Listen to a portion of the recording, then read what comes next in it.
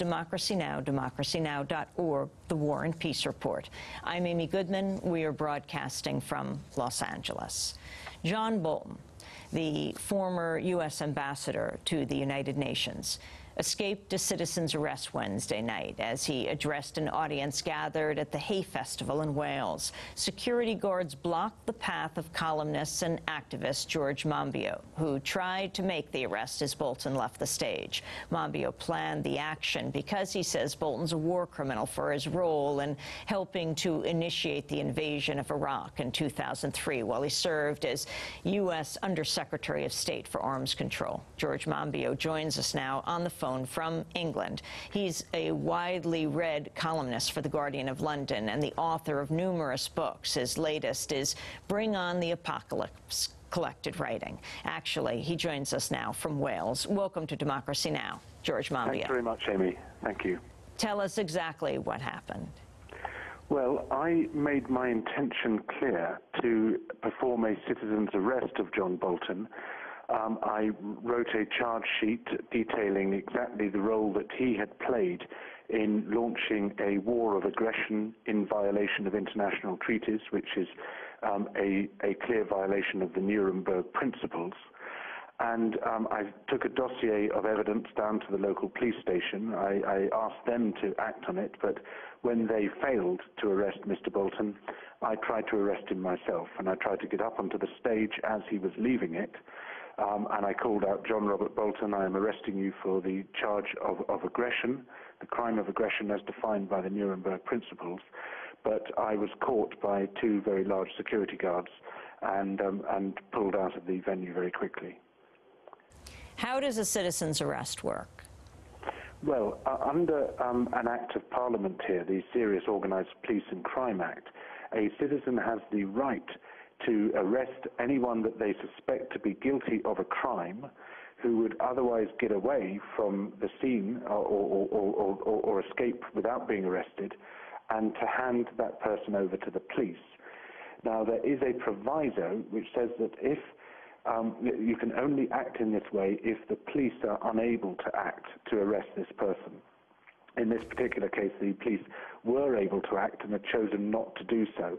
So had I succeeded in arresting Mr. Bolton, I would have put myself on the wrong side of the law. John Bolton has also been criticized for calling for U.S. strikes in Iran. Earlier this month, the New York Times published an article based solely on unnamed sources suggesting the Lebanese group Hezbollah is training Iraqi militants inside Iran. Hours after the article was published, this is what John Bolton had to say on Fox News.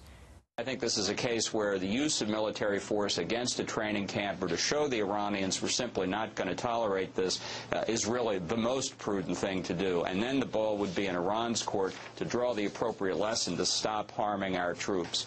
Ambassador John Bolton, a good message to end on. Thank you very much. Thank you. Your response, George Monbiot. Yes, well, John Bolton has the position that any and every country of which he disapproves should be attacked, and then we work out the justification for that attack later. He was one of the signatories of the letter sent by the Project for a New American Century to Bill Clinton in 1998, saying that we should attack Iraq and overthrow Saddam Hussein. And he had one justification then, he had a different justification in 2003, he has a different justification today.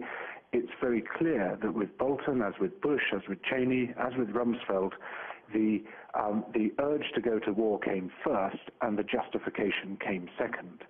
Now, when you look at the main instruments of international law, you see very clearly that waging a preemptive war where you are not in an immediate crisis of self-defense is a crime against international law. In fact, the Nuremberg tribunals described it as the supreme international crime. And it was for that crime that most of the Nazi war criminals were convicted. And that is exactly the crime that Bolton has conspired in committing. Can you talk about what happened to José Bustani? Well, José Bustani is a Brazilian diplomat who was head of the Organization for the Prohibition of Chemical Weapons. And in 2002, Bustani offered a way out of the impasse between Iraq and the United States. He said, okay, Saddam Hussein won't allow the UNMOVIC inspectors in, primarily because UNSCOM turned out to have been infiltrated by the CIA, and so the successor organization, UNMOVIC, was viewed with intense suspicion in Iraq. Bustani said, I can solve this problem for you by bringing Saddam Hussein into the Chemical Weapons Convention and then launching inspections of my own in Iraq, and therefore we could have a peaceful resolution to this crisis. Immediately, the United States swung into action against him, the delegation led by John Bolton, and demanded his dismissal as Director General of the Organization for the Prohibition of Chemical Weapons, failed at first, and then threatened to withhold all its dues and to destroy the organization altogether, whereupon the other nations, led by the United Kingdom, went along with the US delegation and agreed to sack Bustani. Bustani later took his case to an International Labour Organization tribunal and was completely exonerated of all the complaints which the US had leveled against him, and the only one which seemed to remain was that he had tried to prevent war from being waged with Iraq.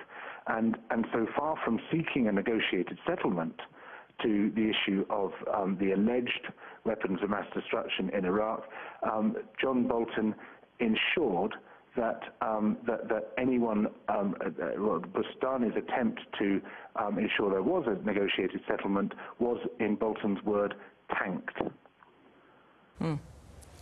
So, George Monbiot, where do you go from here? You were not able to arrest John Bolton in Wales. Did he know what you were attempting to do? Yes, he does, and he's actually made a public statement concerning it. I would urge anyone who is in a position to do so to try to exercise a citizen's arrest of any of the primary authors of the Iraq War.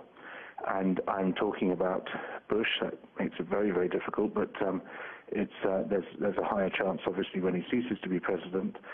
Cheney, Rumsfeld, Wolfowitz, Pearl, Bolton, and over here in the United Kingdom, Tony Blair and some of his cabinet ministers. And I certainly intend to try to carry out a citizen's arrest of either Blair or one of the other senior architects of the war here in the United Kingdom. And what I found from this instance was that even if you don't succeed in carrying out the citizen's arrest, you are able to focus a great deal of attention on the issue and to ensure that people do not forget that this was not an ordinary political mistake which was committed in Iraq. This was the supreme international crime which led to the deaths of hundreds of thousands of people. Those people were not killed in the ordinary sense, they were murdered.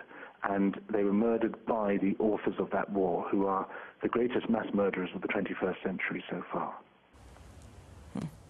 George Monbiot, I want to thank you very much for being with us, a columnist for The Guardian of London. His latest book is called Bring on the Apocalypse, Collected Writing.